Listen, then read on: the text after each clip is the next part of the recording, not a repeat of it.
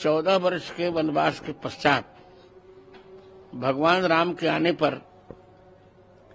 अयोध्या वासियों की जो प्रतिक्रिया हुई थी वही प्रतिक्रिया इसमें मेरी है।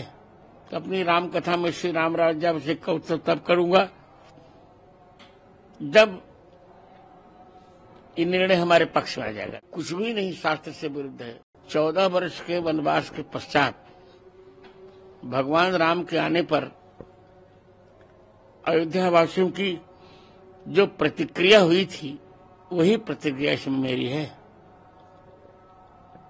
मेरे हर्ष का कोई ठिकाना नहीं है। 2 प्रतिज्ञाएं। पहली कि श्री अयोध्या में कथा करने तब आऊंगा जब राम जन्मभूमि का निर्णय हो जाएगा, एक। और दूसरी प्रतिज्ञा की थी कि अपनी राम कथा में श्री राम राज्याभिषेक का उत्सव तब करूंगा जब ये निर्णय हमारे पक्ष में आ जाएगा। दोनों प्रतिज्ञाएं भगवान ने पूरी कर ली। तो मैं बहुत प्रसन्न हूं। कुछ भी नहीं शास्त्र से विरुद्ध है। पौष मास है पर मकर संक्रांति के सूर्य हैं। सौर मास मकर का है और द्वादशी तिथि है, शुक्ल पक्ष, पुनर्वसु नक्षत्र है। उसमें त्रेता की छाया आ रही है। उसी समय भगवान राम गर्भगृह में विराजमान हो जाएंगे रामलला जी। 14 वर्ष के वनवास के पश्चात भगवान राम के आने पर अयोध्या वासियों की जो प्रतिक्रिया हुई थी वही प्रतिक्रिया इसमें मेरी है।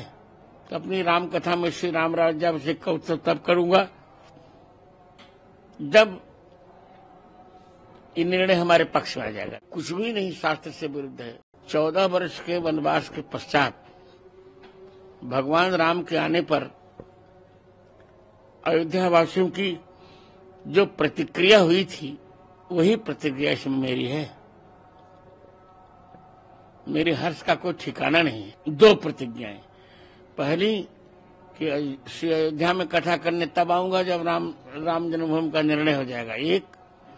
और दूसरी प्रतिज्ञा की थी कि अपनी राम कथा में श्री राम राज्याभिषेक का उत्सव तब करूंगा जब ये निर्णय हमारे पक्ष में आ जाएगा। दोनों प्रतिज्ञाएं भगवान ने पूरी कर ली। तो मैं बहुत प्रसन्न हूं। कुछ भी नहीं शास्त्र से विरुद्ध है। पौष मास है पर मकर संक्रांति के सूर्य हैं। सौर मास मकर का है और द्वादशी तिथि है, शुक्ल पक्ष, पुनर्वसु नक्षत्र है। उसमें त्रेता की छाया आ रही है। उसी समय भगवान राम गर्भगृह में विराजमान हो जाएंगे रामलला जी।